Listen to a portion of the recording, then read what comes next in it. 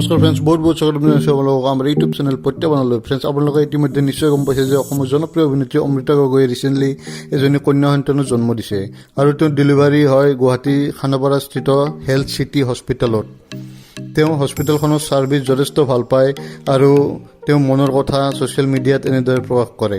মই অমৃতা গগৈ আৰু মই এই ভিডিঅ'টোৰ জৰিয়তে হেল্থ চিটি হস্পিটেল গুৱাহাটীৰ সমূহ কৰ্মচাৰী, মেনেজমেণ্ট আৰু ডক্টৰ্ছ আটাইকে বহুত ধন্যবাদ জ্ঞাপন কৰিছোঁ। কাৰণ আপোনালোকৰ সহায় আৰু সহযোগিতা অবিহনে আমাৰ কণমানিজনীক পৃথিৱীলৈ অনাত ইমান সুবিধা হয়তো নহ'লহেঁতেন।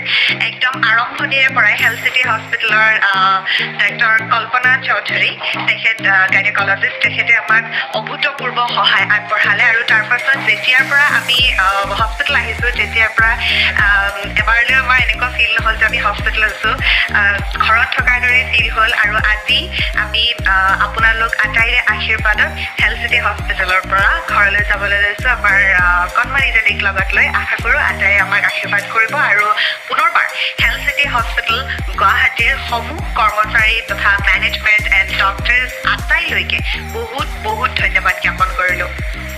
এতিয়া আমি কথা পাতিম অসমৰ যুৱ প্ৰজন্মৰ অতি প্ৰতিভাশালী অভিনেত্ৰী প্ৰিয়ংকা বৈশ্যৰ বিষয়ে।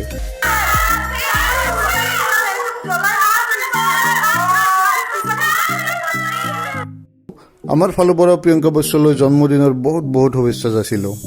ফ্ৰেণ্ডছ, এই ভিডিঅ'ত বাছি মানে যোৱাৰ আগে অসমৰ জনপ্ৰিয় অভিনেত্ৰী ফেৰিপ্ৰিয়া আহমেদৰ দ্বাৰা অভিনীত আপকামিং মিউজিক ভিডিঅ'ৰ শ্বুটিঙৰ কিছু দৃশ্যাংশ আপোনালোকৰ বাবে আগবঢ়ালোঁ।